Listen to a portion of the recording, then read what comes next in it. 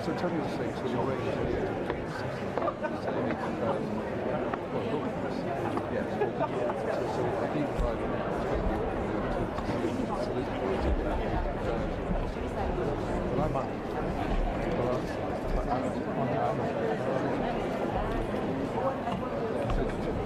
which is, you know, I'll do the calculation between 10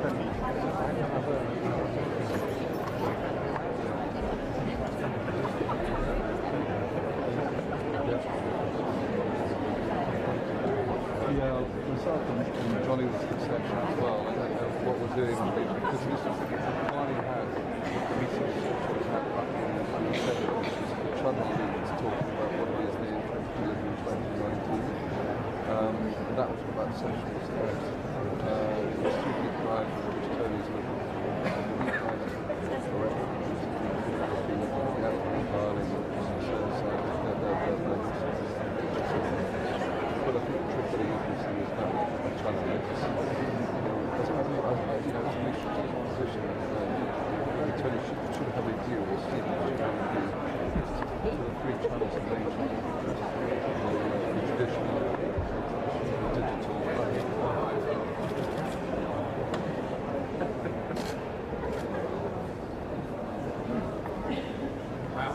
Good afternoon, ladies and gentlemen. My name is Kevin Ellis, Chairman and Senior Partner of the UK and Middle East firms. And I'm delighted to welcome this afternoon Prime Minister, her ministers and representatives of the media to our offices here in Embankment Place. I know you don't want to hear from me, just a few quick words on PwC. We employ 22,000 people in the UK, and over the last year we've recruited 2,500 school leavers, apprentices and graduates to our building's 25 offices across the UK. It's a special week for us because this week we open a new office in Bradford to provide high quality jobs to the community there. Like all business leaders, we crave certainty and stability, and therefore I'm delighted to ask the Prime Minister to the platform now to speak about Brexit. Thank you very much.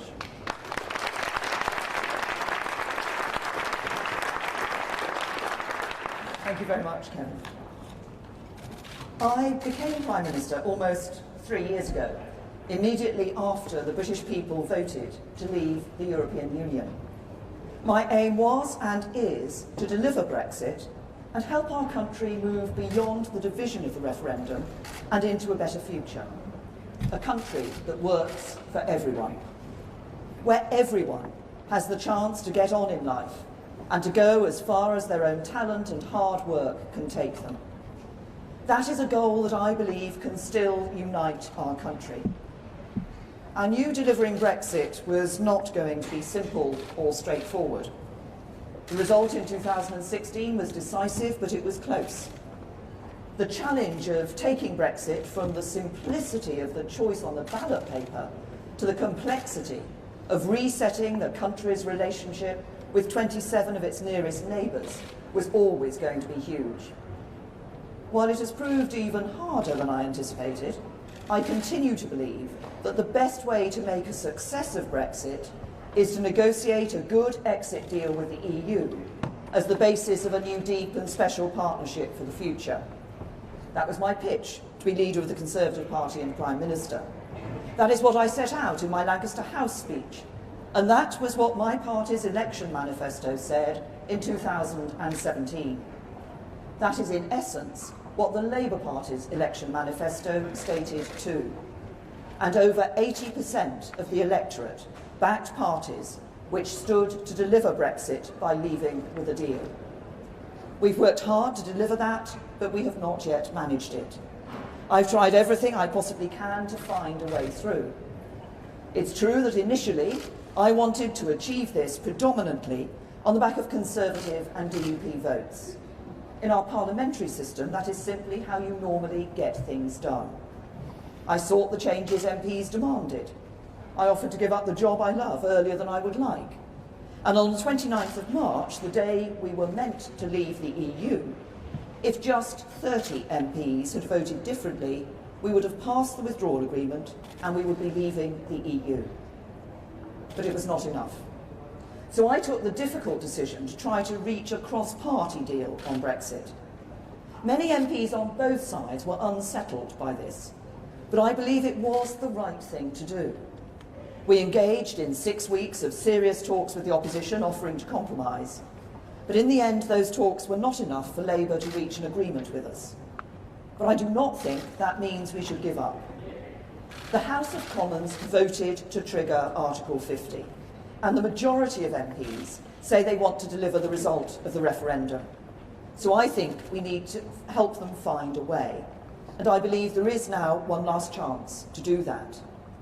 I've listened to concerns from across the political spectrum. I've done all I can to address them. And today I'm making a serious offer to MPs across Parliament, a new Brexit deal.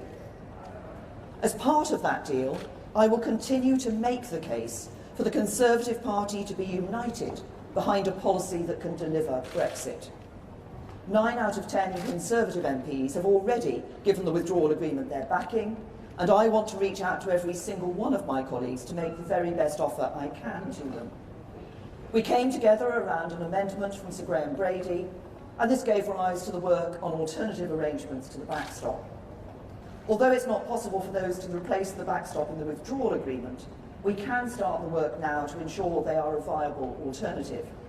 So as part of the new Brexit deal, we will place the government under a legal obligation to seek to conclude alternative arrangements by December 2020, so that we can avoid any need for the backstop coming into force. I've also listened to unionist concerns about the backstop, so the new Brexit deal goes further to address these. It will commit that should the backstop come into force, the government will ensure that Great Britain will stay aligned with Northern Ireland. We will prohibit the proposal that a future government could split Northern Ireland off from the UK's customs territory. And we will deliver on commitments to Northern Ireland in the December 2017 joint report in full. We will implement paragraph 50 of the joint report in law.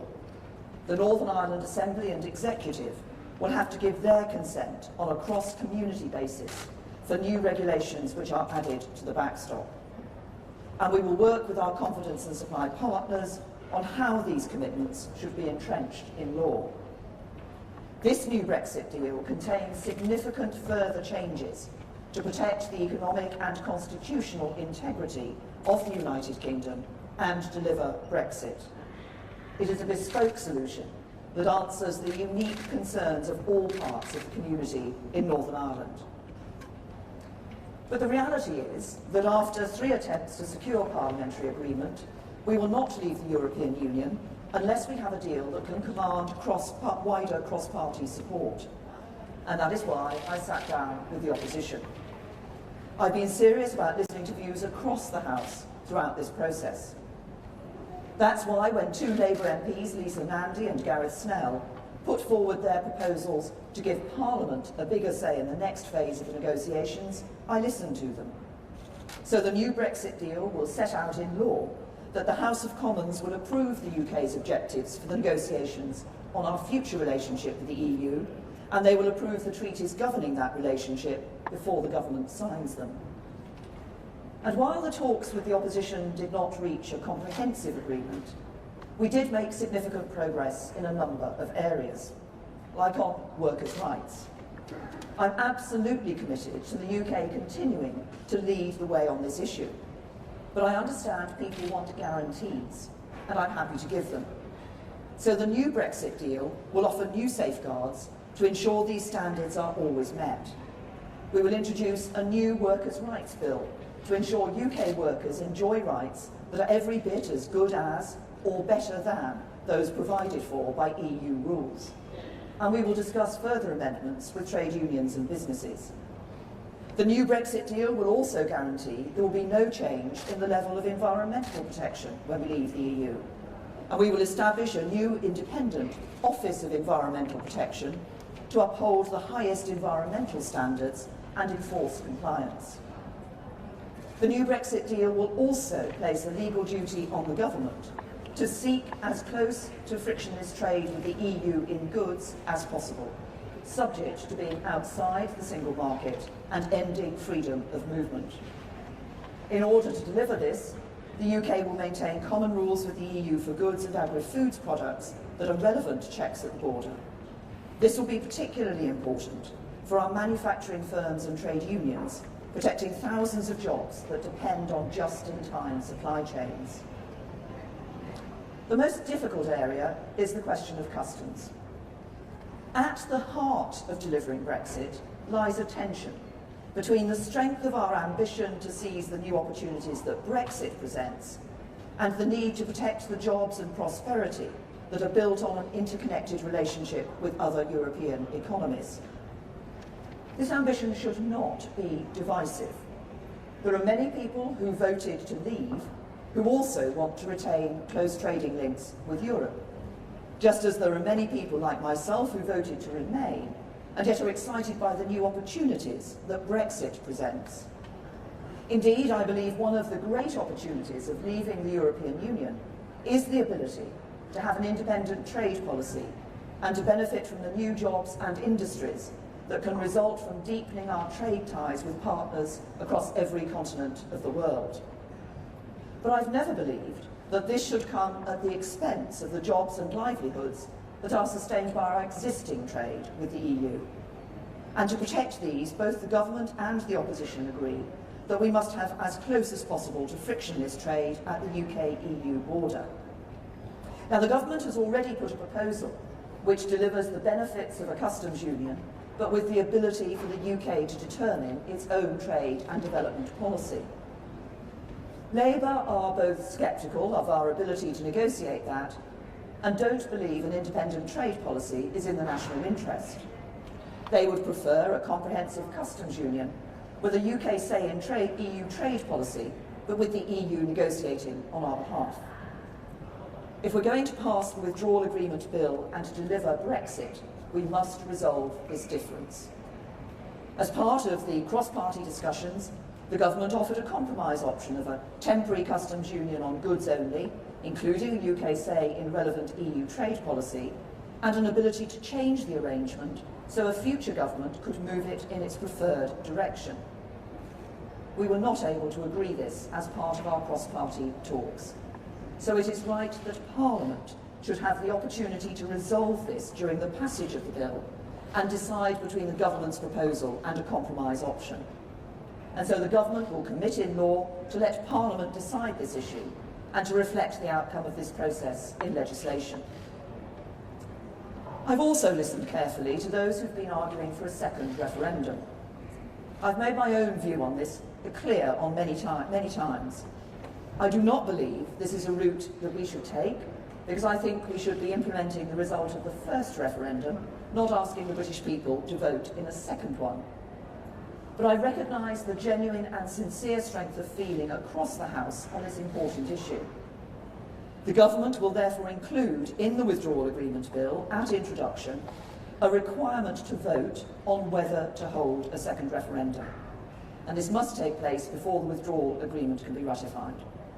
And if the House of Commons were to vote for a referendum, it would be requiring the government to make provisions for such a referendum, including legislation if it wanted to ratify the withdrawal agreement.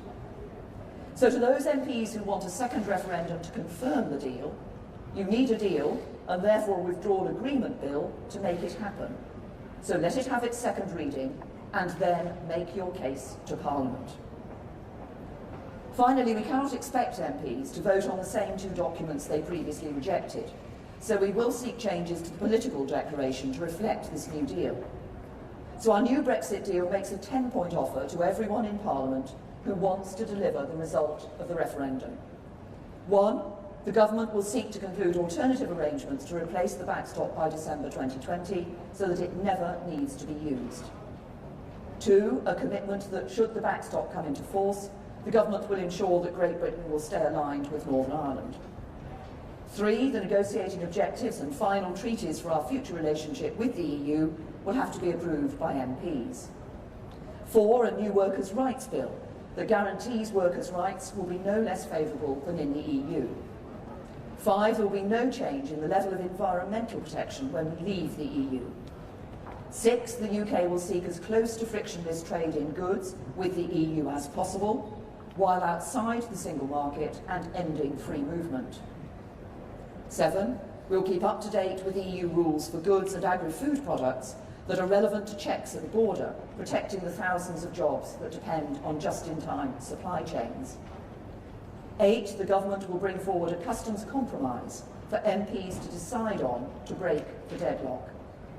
9, there will be a vote for MPs on whether the deal should be subject to a referendum.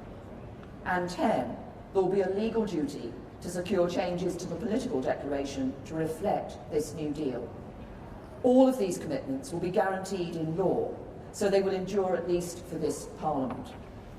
The revised deal will deliver on the result of the referendum. And only by voting for the withdrawal agreement bill at second reading can MPs provide the vehicle Parliament needs to determine how we leave the EU. So if MPs vote against the second reading of this bill, they are voting to stop Brexit. If they do so, the consequences could hardly be greater. Reject this deal and leaving the EU with a negotiated deal anytime soon will be dead in the water. And what would we do then? Some suggest leaving without a deal. But whatever you think of that outcome, Parliament has been clear it will do all it can to stop it. If not no deal, then it would have to be a general election or a second referendum that could lead to revocation and no Brexit at all. Who believes that a general election at this moment, when we've still not yet delivered on what people instructed us to do, is in the national interest? I do not. And my views on second referendum are well known. Look at what this debate is doing to our politics. Extending it for months more, perhaps indefinitely, risks opening the door to a nightmare future of permanently polarised politics. Look around the world and consider the health of liberal democratic politics. And look across the United Kingdom and consider the impact of failing to deliver on the clear instruction of the British people in a lawful referendum. We do not have to take that path. Instead, we can deliver Brexit. All the changes I've set out today have the simple aim of building support in Parliament to do that. I believe there is a majority to be won for a Brexit deal in the House of Commons. And by passing a deal, we can actually get Brexit done and move our country forwards. If we can do so, I passionately believe that we can seize the opportunities that I know lie ahead. The world is changing fast. Our young people will enjoy opportunities in the future that my generation could never have dreamed of. This is a great time to be alive. A great future awaits the United Kingdom. And we have all we need as a nation to make a success of the 2020s, the 2030s. But we will not do so as long as our politics remain stuck in an endless debate on Brexit. We all have to take some responsibility for the fact that we're in this impasse. And we all have a responsibility to do what we can to get out of it. The biggest problem with Britain today is its politics, and we can fix that. With the right Brexit deal, we can end this corrosive debate. We can get out of the EU political structures, the Parliament, the Commission, the Council of Ministers, that are remote from our lives, and put our own Parliament back in sovereign control of our destiny. We can stop British laws being enforced by a European court, and instead make our own Supreme Court genuinely supreme. We can end free movement and design an immigration system based around skills that work for our economy and society. We can stop making vast annual payments to the EU budget and instead spend our own money, our own priorities, like the NHS. We can get out of the common fisheries policy and the common agricultural policy, design our own systems around our own needs and resources. We can do all of these things. And by leaving with a deal, we can do so much more besides. By reaching an agreement with our EU trading partners, we can keep tariff barriers down and goods flowing friction-free across borders, protecting jobs and setting our firms up for future success. We can guarantee workers' rights and environmental protections. With a deal, we can keep our close security partnerships and keep working together to keep people safe. We can ensure that the challenge of the land border between Northern Ireland and Ireland is met in a way that works for people on both sides. This is a huge opportunity for the United Kingdom. Out of the EU, out of ever closer union, free to do things differently. And doing so in a way that protects jobs, protects our security, maintains a close relationship with our friends, and works for the whole United Kingdom. It is practical, it is responsible, it is deliverable. And right now, it is slipping away from us. We risk losing a great opportunity. This deal is not the final word on our future relationship with the EU. It is a stepping stone to reach that future. A future where the people of the UK determine the road ahead for the country we all love. This deal lays the groundwork and settles many of the core issues. But in the years ahead, Parliament will be able to debate, decide and refine the exact nature of our relationship with the EU. Some will want us to draw closer. Others will want to become more distant. Both sides can make their case in the months and years ahead. The key thing is, decisions will be made not by MEPs or commissioners or the EU Council, but by the United Kingdom Parliament elected by the British people. That is what being an independent nation-state is all about. Those debates, those decisions are for the future. What matters now is honouring the result of the referendum and seizing the opportunity that is right before us. So we are making a new offer to find common ground in Parliament. That is now the only way to deliver Brexit. Over the next 2 weeks, the government will be making the case for this deal in Parliament, in the media and in the country, on what is best and right for our country now and in the future, and on what the majority of British people of all political persuasions want to see happen. Tomorrow I'll make a statement to the House of Commons, and there will be opportunities throughout the bill for MPs on all sides to have their say. But I say with conviction to every MP of every party, I have compromised, now I ask you to compromise too. We've been given a clear instruction by the people we are supposed to represent So help me find a way to honour that instruction, move our country and our politics forward, and build the better future that all of us want to see. Thank you.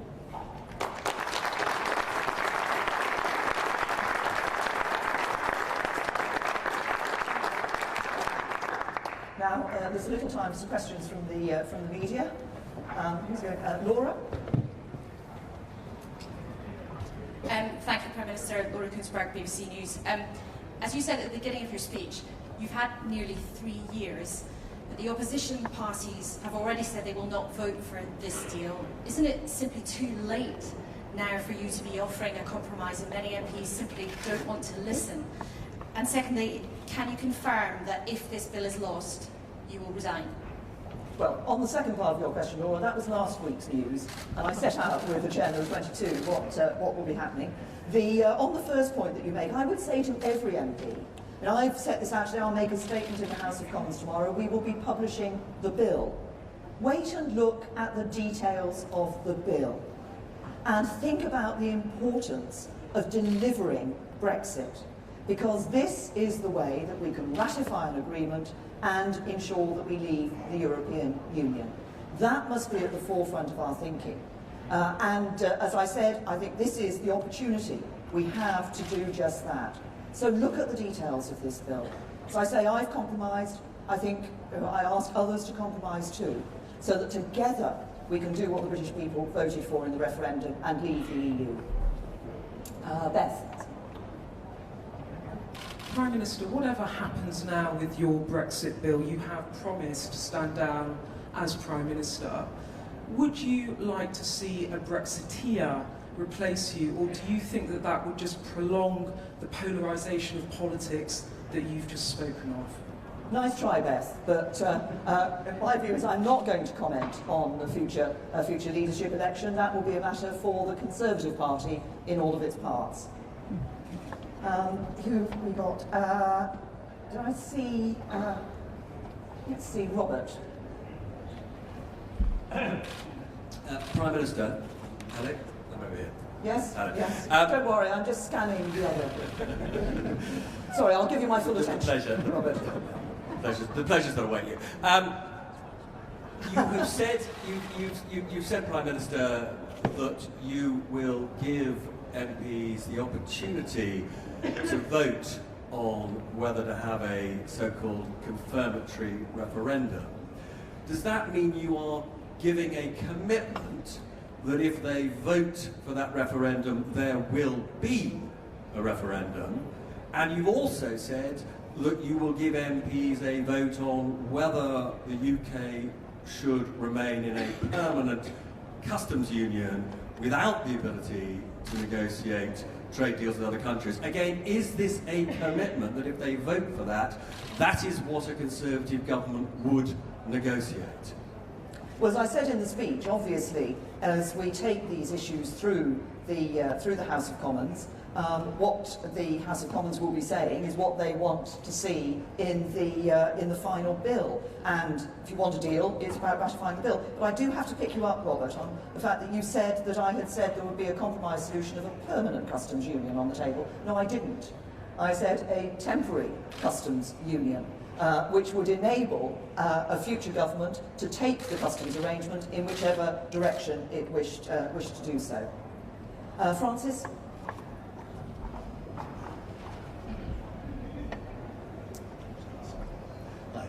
Francis Elliott from The Times. You said you're going to take the case to the country over the next 2 weeks. There are rather important elections on Thursday. When will we actually see the bill, 37 clauses, and the new... Are you committing to publishing the bill before recess? We'll be publishing the bill in the next few days, and as I say, I would ask people to wait and look at the details of what is in the bill. As I say, this is the opportunity that people have to deliver on Brexit. What does the bill do? It enables us to get out of the EU. It enables us to take back control of our money, our borders and our laws. I think that's what people voted for. That's what this bill would enable people to do. Pippa? Thank you. Pippa Pereira from the Mirror. Prime Minister, you came into number 10 promising to deliver Brexit and to put the issue of Europe to bed once and for all for the Conservative Party. How successful do you think you've been in doing that? Well, patently obviously, I just said in my speech that I haven't yet delivered Brexit. This is about, what I'm doing today, is about setting out what I believe is a new Brexit deal that can command a majority across the House of Commons and that can enable us to do just that. Because it's not just my responsibility to deliver Brexit, I believe it's the responsibility of the whole of the House of Commons to deliver Brexit. We gave the British people the choice in the referendum. The House of Commons, the government at the time said it would abide by the decision. The House of Commons voted to trigger Article 50. The House of Commons passed the initial Withdrawal Act that set the scene for us being able to withdraw when we had a deal, and the legislation would be new legislation would be necessary to put that deal into place. And now we have the opportunity of confirming that Brexit by passing this bill. I'll take one last question from Jason.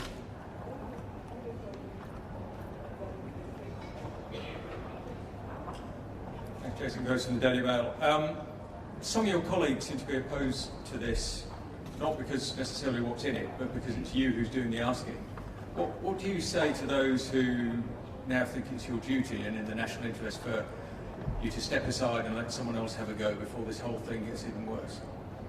Well, on that issue of myself, as I said to Laura, you know the situation as I set out, as was set out last week following my discussions with the chairman of 22. But look, what I say is this isn't just about me. If it was just about me and how I voted, we'd already have left the European Union. Actually, this is about a responsibility across the whole of the House of Commons for us to come together and find a way of delivering on the instruction people gave us. People want us to leave the EU, we need to deliver that. This deal enables the House of Commons to do that, to come together, to support the withdrawal agreement bill and ensure that we leave the European Union. Thank you.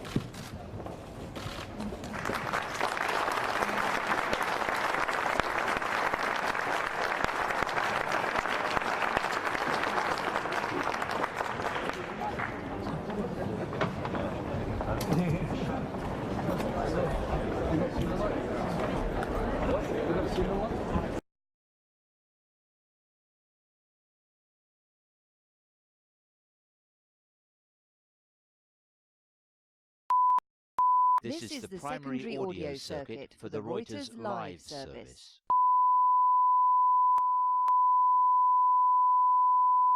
This is the primary audio circuit for the Reuters live service.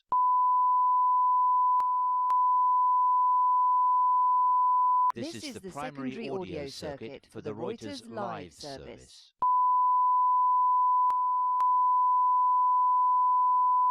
This is the primary audio circuit for the Reuters live service.